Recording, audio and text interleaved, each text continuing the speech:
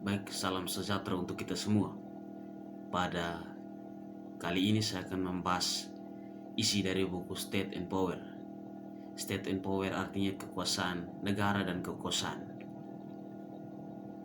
Di dalam negara terdapat sebuah kekuasaan yang tertinggi dan yang besar, dan kekuasaan yang tertinggi pada dasarnya ada di tangan rakyat.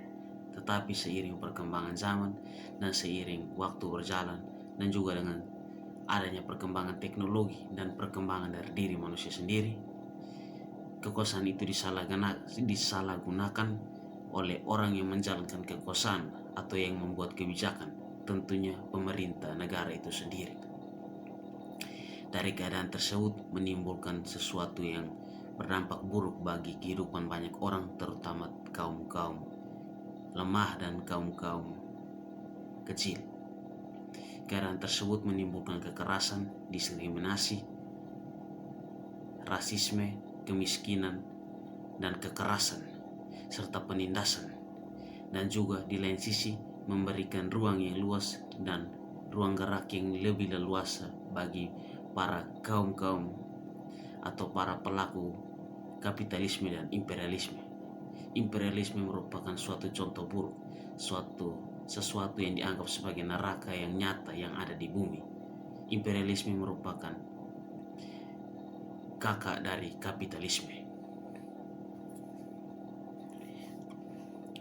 Orang-orang atau pelaku permainan imperialisme dan kapitalisme, mereka dengan kejam menindas kaum-kaum kecil untuk merebut apa yang mereka inginkan dan menguasai sesuatu yang mereka inginkan atau sesuatu yang tertentu, atau dalam sesuatu bidang, sesuatu aspek yang ada di dunia, demi mencapai kenikmatan atau tujuan mereka sendiri, dan dengan cara mengorbankan orang lain.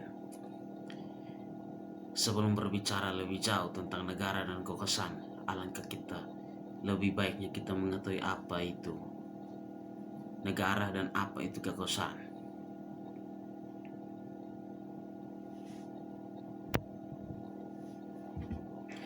Istilah negara berasal dari bahasa Latin yang artinya statum, yang berarti tegak dan tetap, atau yang sesuatu yang bersifat tegak dan tetap.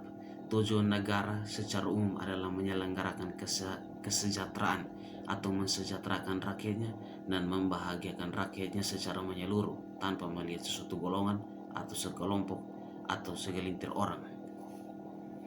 Tujuan negara merupakan pedoman dalam menyusun dan mengendalikan alat perlengkapan negara serta mengatur kehidupan rakyatnya sendiri. Tujuan dari tiap-tiap negara dipengaruhi oleh tempat, sejarah pembentukan, dan pengaruh dari penguasa negara yang bersangkutan. Demi mengetahui tujuan negara tersebut, kita juga dapat mengetahui sifat organisasi negara dan legitimasi negara tersebut.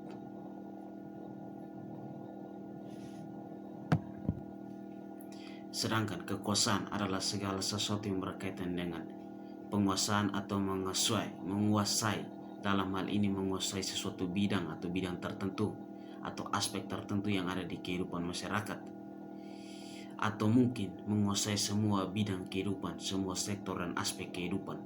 Kekuasaan negara diartikan sebagai suatu kemampuan atau wewenang yang dimiliki suatu organisasi yang disebut negara untuk mengatur dan mempengaruhi tingkah laku manusia agar sesuai dengan kehendak atau tujuan bersama. Kekuasaan yang dimiliki suatu negara sangat luas dan mencakup berbagai aspek kehidupan, yaitu kekuasaan legislatif, kekuasaan yudikatif, dan kekuasaan eksekutif, yang di dalamnya mencakup pula kekuasaan untuk mengatur kehidupan masyarakat dalam kaitannya dengan kesejahteraan rakyat, agama, sosial, budaya, dan sebagainya.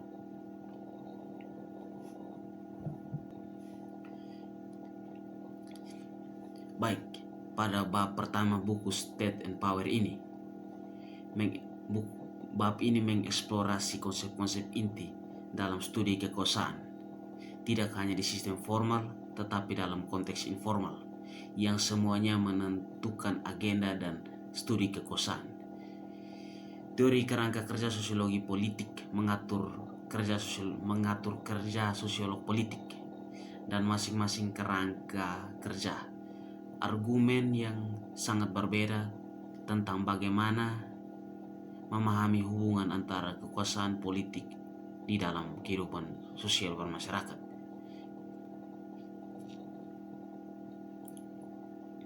Di sini juga kita dapat melihat banyak tulisan atau banyak karya-karya dari Karl Marx dan Max Weber. Karl Marx dan Max Weber di sini sebagai fondasi untuk mendefinisikan kekuasaan. Marx menetapkan bahwa struktur ekonomis seperti perusahaan, pemilik modal, dan banyak lagi mewakili sumber kekuasaan sosial atau sumber kekuatan sosial.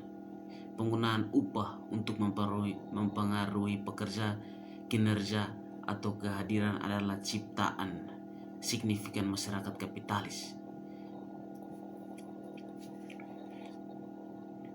Menurut Marx sendiri, ekonomi adalah akar dari kekuasaan itu sendiri. Ekonomi dapat mempengaruhi kekuasaan di dalam suatu kehidupan.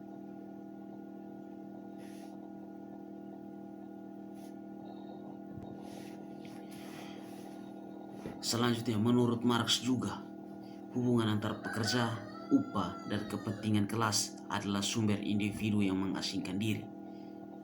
Tidak hanya dari mengejar kepentingan diri yang tidak terkait dengan pekerjaan, tetapi juga mengasingkan individu dari masing-masing lain. Bagi Marx, kekuasaan memiliki konteks ekonomi yang berakar pada hubungan antara dan di antara kelas sosial. Sedangkan Weber mengambil tema ini dan menawarkan solusi yang berbeda atau menawarkan akar permasalahan dari kekuasaan yang berbeda. Weber melihat bukan hanya ekonomi yang menjadi permasalahan timbulnya suatu kekuasaan dalam berbagai aspek atau bidang kehidupan, tetapi masih banyak hal-hal lain, bidang-bidang lain yang dapat menimbulkan sesuatu kekuasaan yang ada dalam kehidupan sosial bermasyarakat. Weber menempatkan kekuasaan di berbagai ruang sosial. Pernyataan Weber atau statement dari Weber sepertinya hanya menambahkan apa yang telah dikatakan oleh Marx atau melengkapi apa yang telah dikatakan oleh Karl Marx sendiri. Marx mengatakan bahwa ekonomi adalah akar dari kekuasaan. Seorang yang menguasai ekonomi atau golongan yang menguasai ekonomi, dialah yang akan menguasai semua aspek atau kehidupan sosial. Tetapi Weber sini dia menambahkan, tidak hanya dia menambahkan kekuasaan dalam segala ruang kehidupan, seperti politik, agama, budaya, dan pendidikan juga dapat menjadi sesuatu cikal bakal untuk menguasai sesuatu bidang.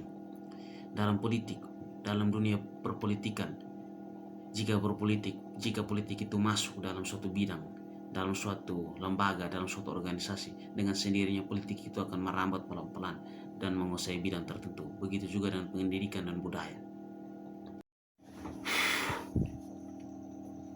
Baik, yang berikut adalah bab yang kedua. Bab yang kedua ini menjelaskan peran negara secara lebih spesifik, membedakan negara dengan pemerintahan, membedakan lembaga politik dengan lembaga negara, dan juga membedakan antara negara dan bangsa. Di sini juga kita dapat mengetahui, jika kita membaca ini lebih mendalam, kita dapat mengetahui tentang peran negara secara lebih spesifik dan secara mendalam. Di sini terdapat pernyataan dari Max Weber. Max Weber menyatakan bahwa negara adalah suatu komunitas manusia yang dengan sukses atau dengan berani mengklaim dan memonopoli penggunaan sah kekuatan fisik yang dalam wilayah tertentu, dalam wilayah mereka. Di sini juga dikatakan bahwa negara mampu membuat suatu hukum dan aturan untuk mengatur orang-orang di dalamnya. Dan juga Weber mengatakan bahwa kita tidak mempunyai pilihan selain mengikuti aturan dan kebijakan yang dibuat oleh para pemimpin dan para pembuat kebijakan. Seorang ahli bernama Michael Mann mengatakan bahwa negara memiliki dua kekuatan besar, yaitu yang pertama kekuatan despotik dan yang kedua kekuatan infrastruktur. Kekuatan despotik artinya kekuatan yang menggunakan kekuatan fisik yang di dalamnya akan dikerahkan militer, dan yang kedua kekuatan infrastruktur. Kekuatan infrastruktur ini lebih mengarah kepada kekuatan modern, di mana kekuatan merangkul atau yang bersifat modern yang bertujuan untuk merangkul dan merampas bidang-bidang utama dalam negara, menguasai bidang-bidang utama dalam negara tersebut. Yang berikut adalah partisipasi politik. Dalam partisipasi politik ini diajarkan untuk bagaimana cara mengikuti partisipasi politik yang tepat, bukan hanya pada pemilihan umum, tapi dalam berbagai bidang politik aktif, politik yang tidak pasif dibandingkan politik yang selama ini kita jalani. Di sini memberikan deskripsi tentang berbagai cara partisipasi politik di konsep dalam sosiologi politik. Masing-masing kerangka teori mendekati studi tentang politik partisipasi dengan asumsi berbeda tentang peran yang dimainkan partisipasi dalam mempengaruhi distribusi kekuatan dalam masyarakat. Berbagai tipologi, baik klasik maupun kontemporer, menyarankan agar kita terus melakukannya, menemukan ruang sosial untuk bentuk partisipasi politik. Menemukan ruang sosial untuk bentuk partisipasi politik artinya kita dituntun untuk membuka ruang sosial, membuka ruang berbicara, dan di situ kita dapat menyalurkan statement kita, pikiran kita tentang politik yang akan kita berikan. Pikiran politik bertujuan untuk berbagai bidang, tidak hanya pada negara, tidak hanya pada pemerintahan, tetapi dalam segala aspek politik dapat masuk ke dalam berbagai hal. Yang berikut lagi berbicara tentang gerakan sosial sebagai sosiologi politik. Seorang ahli bernama McAdam percaya bahwa cara sosiolog mempelajari politik telah memperkuat perbedaan antara politik kontroversial, misalnya gerakan sosial, pemberontakan, revolusi, pemberontakan petani, dan komunisme, dan bentuk-bentuk politik institusional yang lebih rutin. Di sini dia mencoba memberikan suatu pilihan atau suatu sarana selain politik kontroversial, yaitu politik institusional, di mana contoh politik institusional itu contohnya yaitu pemungutan suara, politik partai, dan politik-politik yang mungkin lebih bersifat ke arah yang positif. Kalau politik kontroversial mungkin dia bersifat mengarah kepada politik yang bersifat radikal, liberal, atau menentang, yang ujung-ujungnya akan menuntut revolusi dan akan terjadinya pemberontakan. Yang berikutnya lagi dituliskan bahwa berbicara tentang globalisasi. Globalisasi merupakan pokok terakhir dalam buku ini. Globalisasi ada jauh lebih banyak ketidaksepakatan daripada kesepakatan di antara para sosiolog politik tentang keberadaan, durasi, dan dampak globalisasi. Ada jauh lebih banyak ketidaksepakatan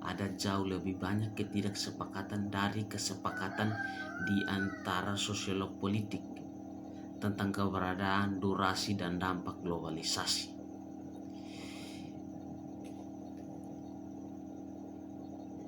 Pada tahun 2002, Al-Sutari telah mengkritik sosiolog untuk sebab dan akibat yang membingungkan dalam pemeriksaan globalisasi mereka, menggunakan konversi ruang dan waktu sebagai contoh.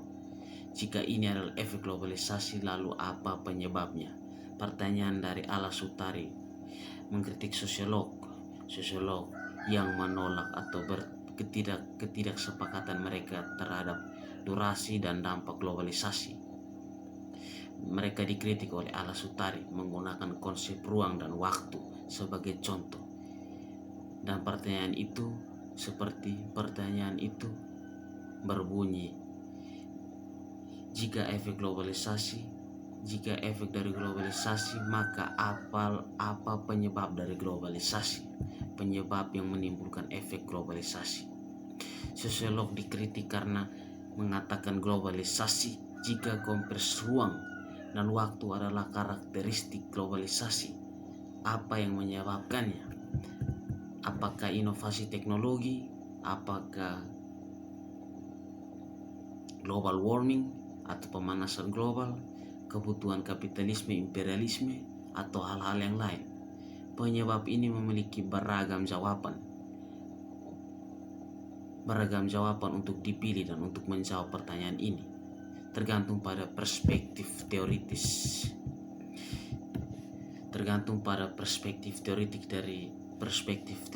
Dari seorang sosiolog dalam memilih teori globalisasi, tetapi tidak ada untuk mengatakan bahwa upaya untuk memahami globalisasi tidak membuahkan hasil. Karena para sosiolog telah meninjau banyak ide-ide teoritis, dan pertanyaan sosiologis akan terus merangsang penelitian dekade, dan mereka akan terus melakukan penelitian dari waktu ke waktu. Mengutip dari Gulen 2001, globalisasi tidak beradab, merusak, atau lemah. Di sini Gulen mengatakan bahwa globalisasi tidak beradab, merusak, dan lemah, tetapi merupakan fenomena yang nyata, mengubah setiap aspek bidang kehidupan sosial, setiap lembaga sosial, termasuk negara-negara, dengan cara yang memiliki konsekuensi positif dan negatif untuk semua. Apakah negara bangsa itu transformasikannya menjadi negara nasional sebagai bagian dari TNS atau sejenis sistem tata kelola global seperti kekaisaran atau sesuatu yang lain, tidak diketahui. Apapun itu, sosiolog politik akan ada untuk mengamati, melayani, meneliti, menjelaskan, dan mengkritik transformasi. Sekian dari buku State and Power, buku tentang kekuasaan negara dan kekuasaan ini. Sekian dan terima kasih.